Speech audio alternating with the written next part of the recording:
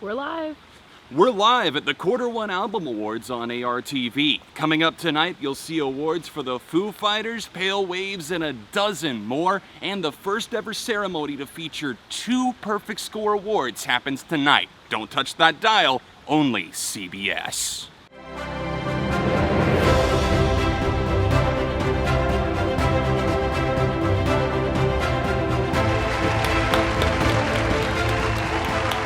Welcome back to the Album Awards, a ceremony to end all ceremonies as we take a look back at the best, worst, and most mediocre releases of the past quarter and give them fun little awards to tie the presentation together with a pretty golden bow. My name is John, and I not only run this channel, but I also host the show, so be sure to like and share this video, or else the overlords at CBS shall not be pleased. Basically, this is my version of the Scammies, except it's filmed in my office that's actually a bedroom. This ceremony will cover more than 15 new releases, all of which were released at some point during the first quarter of 2021, which ran from January 1st to March 31st. The only exceptions are a few throwback albums requested by my Patreon supporters, so if you'd like to shake up the schedule a bit, add something new or maybe something old, then hit the top link down below to slide in a request. If you're new or maybe just need a refresher on how this works, then pause your screen now to read over the rules. Basically, this is just a great way for me to cover a large chunk of albums, most of which I never reviewed, from big and small artists. Not everything that previously got a dedicated review is going to be featured here, and just because something's not here doesn't necessarily mean I didn't hear it. Now that we've gotten those contractual obligations out of the way, I'm pleased to roll out the red carpet for tonight's event. Grab a bucket of popcorn and toss your pinky finger in the air, because tonight, we feast.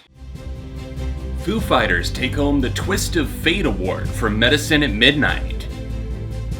Last fall, my hype could not have been lower for a new Foo Fighters album. Delays happen, and of course they did finish making it right as COVID arrived, but I mean it when I say they could not have picked a worse lead single than Shame Shame. I really didn't know if the dance floor sound would look good on the Foo Fighters, but damn if the shoe doesn't fit. The influences range from David Bowie's groovier albums to the more meditative side of Dave Grohl's Mind, which leads to the beautiful slow burner Waiting on a War and the smile-inducing acoustic number Chasing Birds that feels a bit like catching a lightning bug in a jar and then letting it go on a summer breeze. Fly away, Dave Grohl, but don't fly too close to the sun! Cloud Spotter is the undeniable heavyweight champion, since nothing really holds a candle to the way that one handles jagged riffs, cowbell, love the cowbell, and a relentless chorus, but a lot of the other songs like Making a Fire really surprised me in the way they developed and held my interest. In fact, they kind of freaking nailed a lot of this stuff, a lot more than I would have given them credit for, so if you didn't give this a chance initially, fire up the machine with an open mind, because this is the best the Foos have sounded since Wasting Light.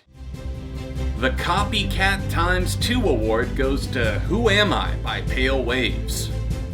Give them one more chance, they said. One more album will give them the time they need to not sound like a clone of someone else, they said. You don't know me, you don't know me. Y'all hear something?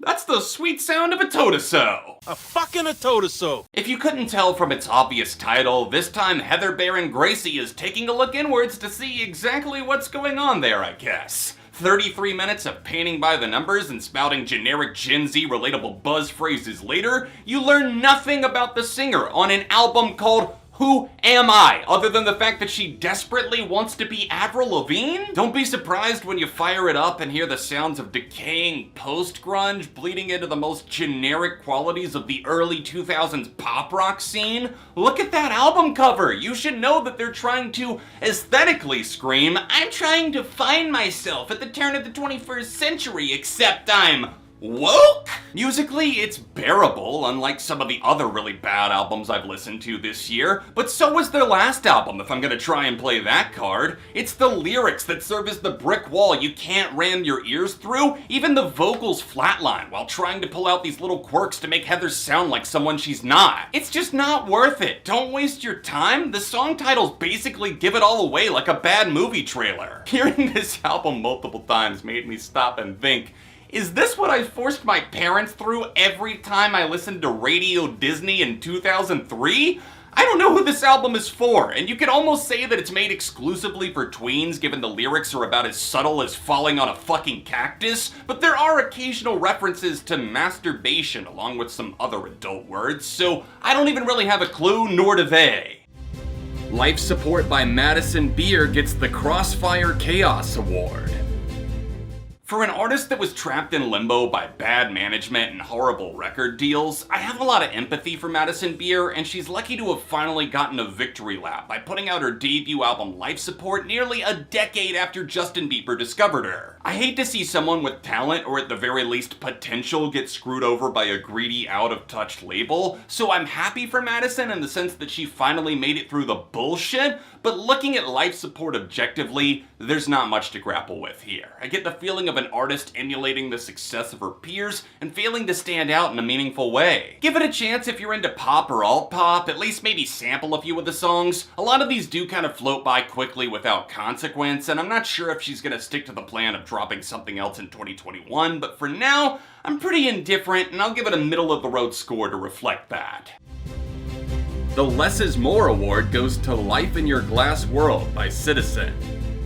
Citizen were a Tumblr era band from the early 2010s that I didn't think about much at all until I started dating Hannah. She got me into their grungy sophomore album and I was a full-blown fan by the time As You Please arrived, so suffice it to say I've been anxious as hell for a new album, even if the exit of two prominent members and their longtime producer Will Yip did cause my anxiety to soar. Jury's out on this one though, they killed it and they did it in ways that I could have never seen coming. It's equally shocking and satisfying when you find out that the vibe is fresh, but still kinda heavy and true to the roots. It doesn't sound like the Citizen you met on Youth years ago, but who in their right mind wants an artist to stay frozen in time, constantly making the same album as they dig their own grave? Well, actually... Shut it, not another damn word from you. Fuck you, John, I'm gonna go listen to sea shanties in my fucking room. Life in Your Glass World might end up being my album of the year. Matt Caracas is insanely underrated as a songwriter, and he elevates his skill as a vocalist by being willing to lurk into the shadows and think outside of the box. His bandmates have a clear-cut understanding of what makes a lasting impression, and they do their damnedest to hook you not just in the guitar department like Citizen were previously known for, but also in the way this album grooves non-stop from the high-octane ragers to the thoughtful peace offerings. The Expanded Horizons Award goes to Julien Baker's Little Oblivions. Singer-songwriter Julien Baker plugs in and adds a full band on her satisfying third album, Little Oblivions. While I've cooled a bit with repeat listens, that doesn't change the fact that Julien delivered a striking project rich with emotion, confrontation, and vulnerability without losing that intimate feeling that made her first two so special. The openers have higher tempos with a driving rhythm, the midsection teeters on the brink of material that could have found a home in her earlier work, and the closing quartet focus on zip-tying those elements together in a sandwich bag. It's a little messy, but life is no different. It works as a representation of that and pulls a response you might not see coming. The Teenage Angst Award goes to Never Take Friendship Personal by Anberlin. Never Take Friendship Personal is the sophomore album by Anberlin. This was requested by my Patreon supporter Brandon, and it's an excellent choice for me to lay down some thoughts on a band that I've rarely spoken about in detail, especially not since they broke up originally in 2014. Listening to this record modern day has the opposite effect of other cheesy, dated albums in the religious rock space of that time. Aaron Sprinkle understands Anberlin and knows how to make their sound pack a punch without breaking too much focus away from Stephen Christian's unique voice. Friendship deals with slightly more risque topics without, I guess, losing their religion. Emo alternative rock adjacent to Jimmy Eat World is probably the easiest way to describe the music, but poetically speaking, it's a little bit harder to tackle. The topic of faith is obviously present, as you can hear Stephen crying out for God's guidance in the middle of personal storms, so that cornerstone is present, but there's also a boatload of girl-inspired stories, both personal connections and uncanny obsessions, with the latter of those being evidenced by the epic closer Dance Dance Krista Pafjian. Catharsis reigns supreme with the head-smashing paper-thin hymn leading the charge as one of Anberlin's most iconic songs. There's a hell of a riff on that thing too. They know how to write a headbanger, that much is for sure, but the band's versatility shines even brighter on the backstabbed emo endeavor Symphony of Blasé and the riveting rock tornado Audrey, Start the Revolution. None of the tracks are even remotely bad, nor do they sound horribly dated. There's loads of great songs that still catch my ear, from the Blazing Saddle title track to the original jam that got me into the band, the Feel Good Drag,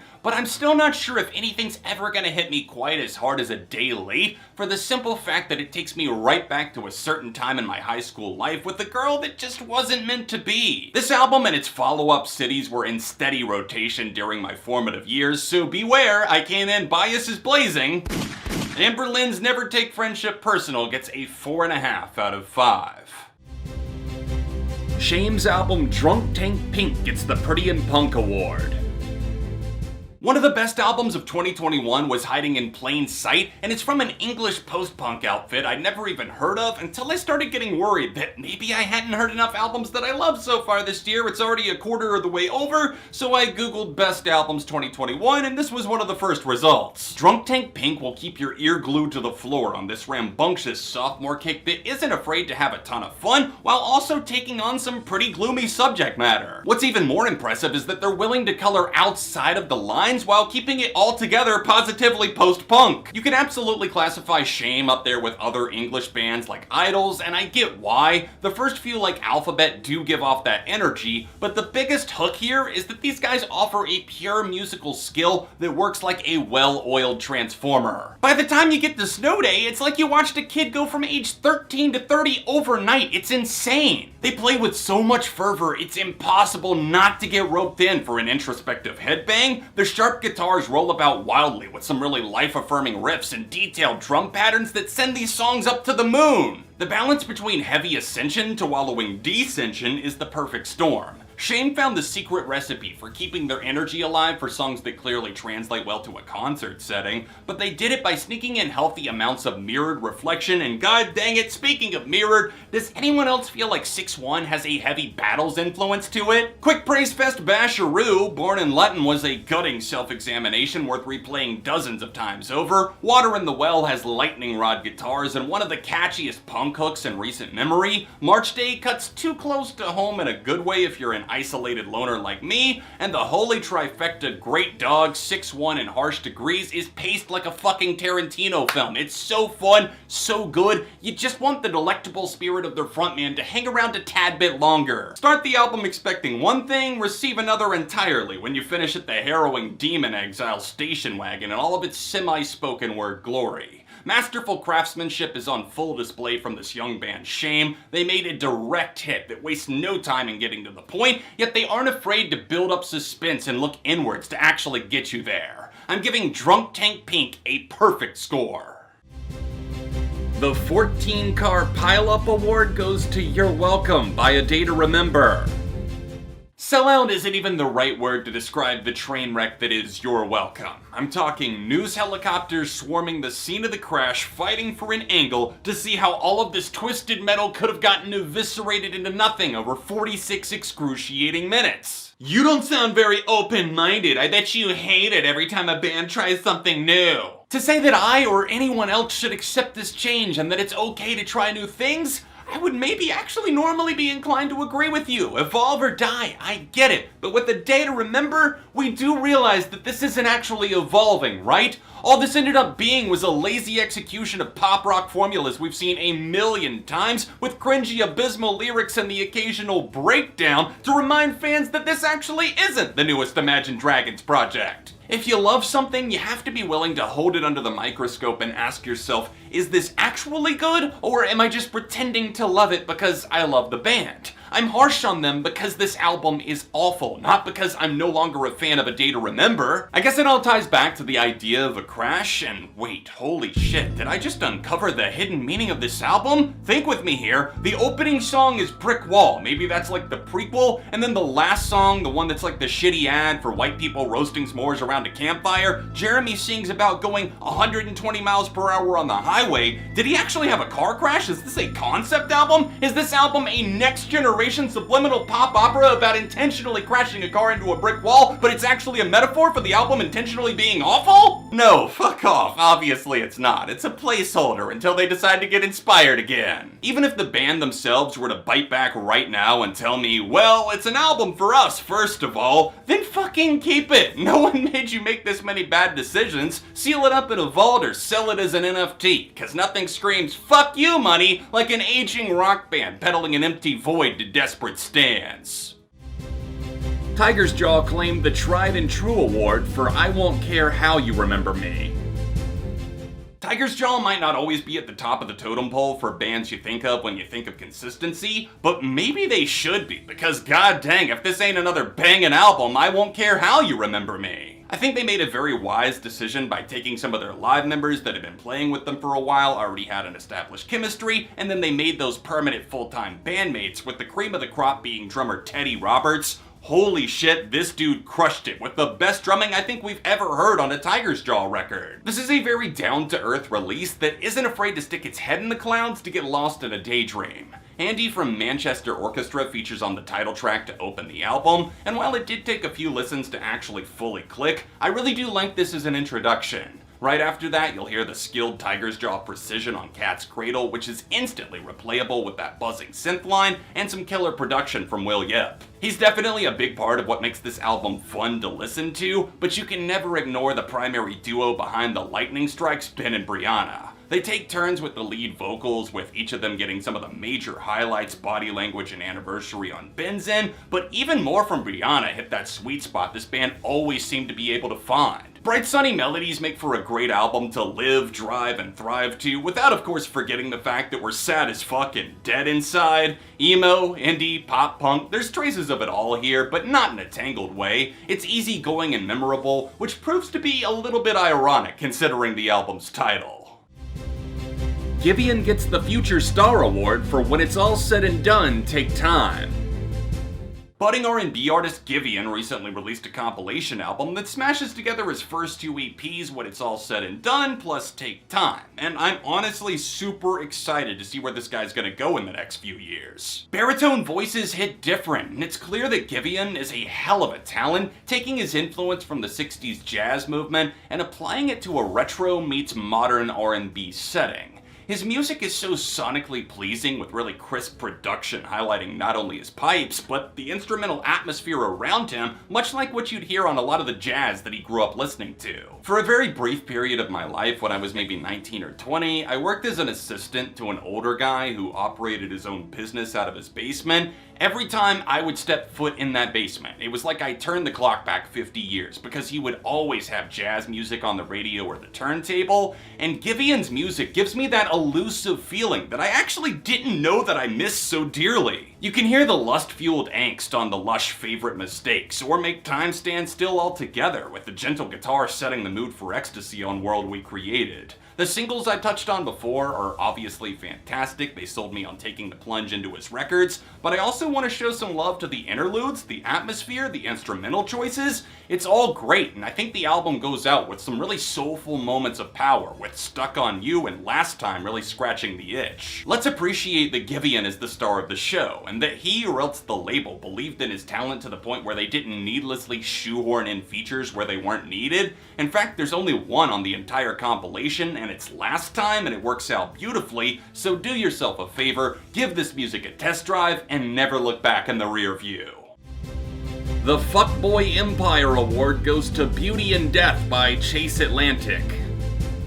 Ba-da-da-da-da-da! Swing! 3 strikes, you're out. I think my time for giving Chase Atlantic a chance has expired. Pop on my pillies, fuck on them titties, bitch I'm so sad, flex, flex, flex! They're like the mainstream bullshit pop trap garbage without the mainstream success! I know they're not an industry plant, but they definitely reek of something fake, but that's probably just the plastic red cups they're attempting to pour a personality from. Positives first, this album is way better musically sometimes. There's an actual sense that they're a band on a few of the songs. The opening track Paranoid is actually solid, and I dug the guitar solo they tacked on. A lot of the 80s influences that appear on the title track, for example, are void of a personality, but damn, at least I'm getting some brain incel activity, unlike some of the other horrid cuts like Out the Roof, Aaliyah, or Please Zanny, with the latter of those being one of the worst songs of 2021 by a country mile. That's as nice as I can get. All Chase Atlantic seem to do is waste any potential they have. I find it strange that Chase Atlantic attract mainly a young teenage fandom, yet all they seem to do is sing about how in love with Xanax or Coke either they or else the people around them are. I get that sometimes they frame it as a love-hate thing, but it's literally just running around in circles until someone passes the fuck out. TLDR, don't waste your time, minus a couple of highlights that I wouldn't mind hearing again. Nothing is gold standard, that's for sure, but it is a little bit better than Phases, so I guess congratulations for not shitting your pants quite as hard this time. The Corrupted File Award goes to Is for Lovers by Death from Above 1979.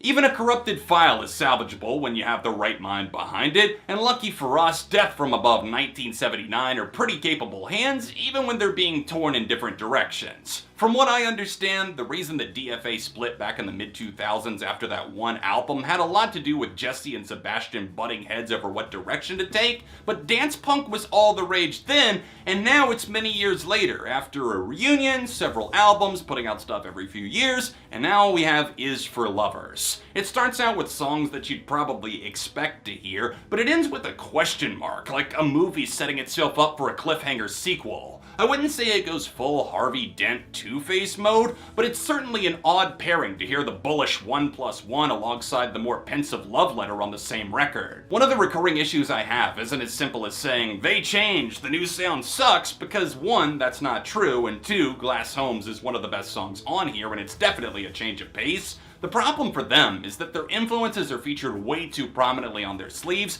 which signals a failure to branch out in a fresh way. I can't shake the feeling that Love Letter sounds eerily similar to parts of the early 2000s hit Look What You've Done by Chet, there's a band name I bet you hadn't thought of in a while, and Totally Wiped Out is just a shrine to that Queens of the Stone Age album Rated R. The vocal layering, the songwriting, the song structure, it's uncanny. I could almost swear it was Josh Homme and Nick Oliveri in the vocal booth. Fortunately, it's not all just shoulder shrugs, there's also a solid amount of fun, starting right out of the gate with Modern Guy. They joined the Mile High Club with a crushing groove, and I really like the swagger that one packs. 1+1 kills with a chugging bass groove towering alongside those skittering drums. The first half of NYC Power Elite has a ton of bounce to it, and the highlight Glass Homes drips with a satisfying electronic force that I would like to see more of from them in the future, as they kind of wax poetic about how we tend to throw rocks at others to distract from our own broken shelters. Metalcore band ERRA get the Juggernaut Award for their self-titled album. Although for years I felt like I had outgrown metalcore, there just weren't many acts that were speaking to me lyrically or musically, last year it was Polaris from Australia, breaking the ruler in half and slapping it on my wrist. Now it's the progressive metalcore riot ERRA with their self-titled album just totally treating my expectations like a ragdoll, first soaking it in kerosene and then letting the fire burn until it's gone past my ears all the way into my heart. This was actually my first time listening to ERRA. I did go back and check out some of their older stuff, and it's hard to compare it to this because it feels like they've evolved tenfold, and I was also shocked at how well their two vocalists gel together, not to mention the insane guitar presence and the detailed atmosphere that the other guys seem to pull out of thin air. Immediately, Snowblood thrusts you into the fire to show how ever-changing their sound can be, blasting you with cutting riffs while also relying heavily on a clean melody that eventually leads to a ballistic guitar solo that is so satisfying. There's so much great detail packed into the well-produced instrumental work on the LP that I don't want to just focus on the guitars, that I do appreciate for being so ravenous like a wolf that wants to sink its teeth in, but I also appreciate the drums, the bass, and even the synth that adds some additional texture to the size and scope of ERRA. Man versus technology and our relationship to our own mind are the main topics that seem to take center stage, and even if they do battle a crowded, cliche-ridden field, they manage to stand out in spite of the potential pitfalls because of how throttling the entire band comes across. Listen to the evolutionary path of Lunar Halo. It's absolutely brilliant what they're able to achieve in just 6 minutes, including that amazing guitar solo. You can revive your senses with the perfectly penned adrenaline rush Electric Twilight, or feel the pulsating metal in your veins when they crush a familiar sound with their own fiery attitude on Remnant. ERRA didn't just show up, they returned with a spark in their collective soul that never really wavered over the course of 53 super memorable moments. If you tack more bands like this onto the next wave of metalcore and actually give them a fighting chance with promo and everything like that, we could very well be on the brink of a revival worth fanning the flames for. The Asleep at the Wheel award goes to Chemtrails Over the Country Club by Lana Del Rey. What the hell? How did I get here? Haha, finally, he lives! Man, you turned on that Lana Del Rey album and you were out like a light. Like a light. But I was driving though. It was a 3-hour drive home. You can thank Elon for that, cause Jesus took the wheel. But I don't even have a Tesla. Well, I should not have taken those magic mushrooms then. I'll stop calling Lana boring just as soon as she stops backsliding instead of fulfilling her true potential, which to me would be building on Norman fucking Rockwell instead of just fluffing up her comfort zone to look like something fresh. Handing off the Sophomore Sleaze Award to Hidden Gems by the Blue Stones.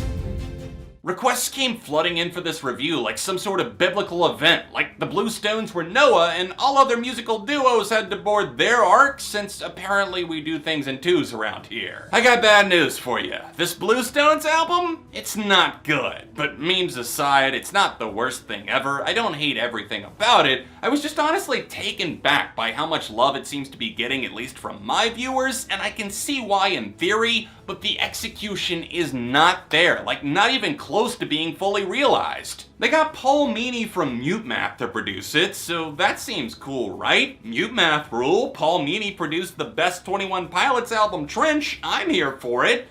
Until I wasn't, because half of the song structures feel like half-baked ideas Paul didn't use for his band. For a Canadian rock group, the Blue Stones sure do love sounding like generic Americans. It seems like a lot of their fans are trying to herald their sound as innovative for modern alternative, or that they're a part of a new wave of bands to get excited about.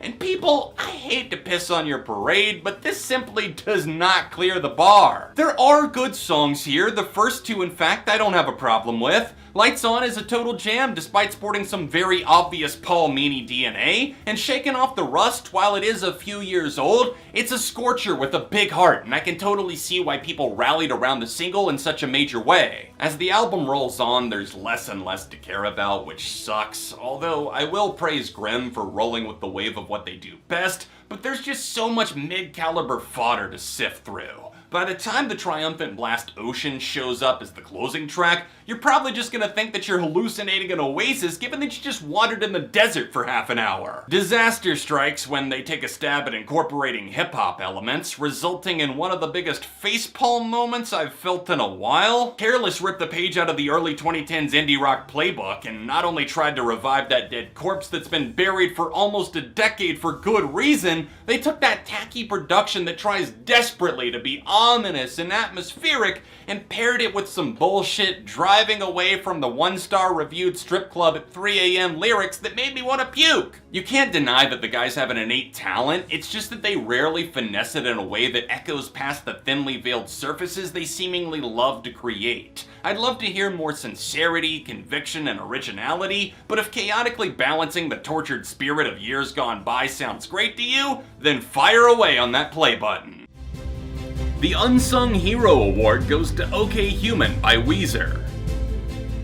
Oh, they got strings, huh? Well, okay, orchestra. I'll gently place my expectations in my back pocket and sit on an egg because there is no way that I thought that Weezer would be able to pull off this gimmick for an entire album. Weezer's OK Human actually sounds less like a gimmick and more like Rivers and Company stumbling onto something they knew they had to run with, since the whole organic in an unconventional manner sounds totally cosmic. Jake Sinclair's production flips all the right switches, the cozy vibes are easy to wrap yourself up in, and most importantly, there's a colorful spectrum of technology-related human emotions stacked up in 10 tightly wound tracks. Weird Al Yankovic's Bad Hair Day gets the Comedic Genius Award. Tonight's finale comes courtesy of my patron Zachary Wood, so a round of applause for Zach. This is the first time that I've really covered a classic Weird Al Yankovic album on the channel, and really the only time I've talked about him in detail since my Mandatory Fun review back in 2014. If you're not familiar with Weird Al, then I don't know you, I don't associate with you, and we're definitely not friends, because Weird Al freaking raised me, dude. The man is a comedic genius, the king of the parody. Al's music typically divides its time between doing full-on complete parodies of a single song. For example, on this album, Phony Calls is a play on Waterfalls by TLC, and also more generalized versions of parody, where Al might take on an entire genre like grunge, or maybe he just takes a ton of popular songs and makes them into a polka shuffle, which I'd argue are some of his career-defining moments. Bad Hair Day dropped in 1996 when I was just a few years old, but by the time I turned 8 or 9, I knew who Weird Al was because his movie UHF would play all the time on one of the basic cable channels I got, and I absolutely adored it, and I ended up discovering his music a few years later thanks to my friend Jake. Jake had all of his CDs, but the first one he ever burned a copy of for me was indeed Bad Hair Day. It's without a doubt one of his best works. The polka medley is insanely funny, with the 9 Inch Nails rework being the creme de la creme. The full-on parodies are a laugh a second, with Gump being a parody of Lump by the Presidents of the United States, landing as a work of art based on the movie, the character Forrest Gump, and one of the most hilarious songs I've ever heard, Amish Paradise, that just opens the album in over-the-top, spectacular fashion. I even love most of the less direct parody tracks too, with my personal favorites being I Remember Larry with its hilarious backwards message buried at the end, and the cult classic Everything You Know Is Wrong. God, do I love that song way too much. It's too funny. I was driving on the freeway in the fast lane with a rabid Wolverine in my underwear when suddenly... Check it out if you so desire. It's still a 4.5 out of 5 from yours truly. That's a wrap on the Q1 2021 Album Awards. You're probably sitting there thinking to yourself, what's the best thing I can do to support this high-effort series? Like the video, share it out with someone else, and type a comment down below because the engagement helps out more than you know. If you missed the Q4 awards, then tap here, and another recent video is on screen over here. A special thank you goes out to my patrons. It's the top link down below if you'd like to support financially and get a request in, and I'll be back soon with more right here on ARTV.